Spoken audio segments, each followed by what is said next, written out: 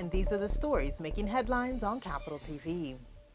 Pastor James Nganga on Wednesday spent the night in a police cell. His lawyer, Cliff Ombeta, said they rejected attempts by the police to get a blood and handwriting sample from the preacher. Nganga was arrested and taken to the Gigiri Police Station moments after his lawyers moved to court with an urgent application seeking to block his prosecution. The application is due to be heard on Thursday morning, when the police are also due to charge him in court. Nganga's co-accused, Inspector Christopher Nzio-ka of Tigoni Police Station, was also briefly detained at Gigiri but later moved to Mu-thangari Police Station. It seems like the officers who brought us here and brought the pastor here have abandoned him here. And at that particular time, when we asked them for a bond, they actually refused and said that probably we need to speak to the commandant. What has now happened is that the officers came back here, realizing that they still have gaps in their case. They have now come and asked the suspects, including a co-accused person, Mr. Nzio-ka, who has also been brought to this station and now taken to Mu-thangari, for their blood samples. The International Criminal Court's appeal chamber reversed the trial chamber's decision not to refer Kenya to the Assembly of State Parties for non-cooperation in the case against President Uhuru Kenyatta. The appeals chamber has sent ICC prosecutor Fatou Bensouda's application back to the trial chamber for a new determination after finding that there were errors in how it came to its decision in the first place. The chamber will decide if it has discretion to make a finding of non-compliance and to refer the matter to the ASP even where it has been determined that a state has failed to comply with the request for cooperation, and even if the chamber has such discretion, whether the chamber erred in the exercise of its discretion. Bensouda has blamed the Kenyan government's non-cooperation for the collapse of her case against President Uhuru Kenyatta. The prosecutor raises two grounds of appeal.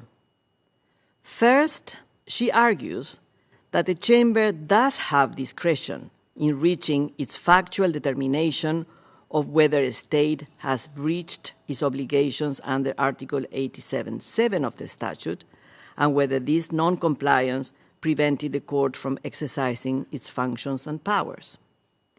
However, she argues, once these findings have been made, the chamber has no further discretion.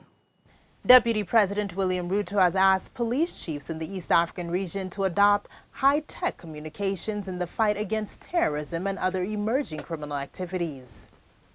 Ruto said police should embrace modern technology as the only way to contain transitional organized crimes. Speaking during the official opening of the 17th Eastern Africa Police Chiefs Organization Conference at a Naivasha hotel on Wednesday, the Deputy President said technology was vital in monitoring, detecting, and preventing crime.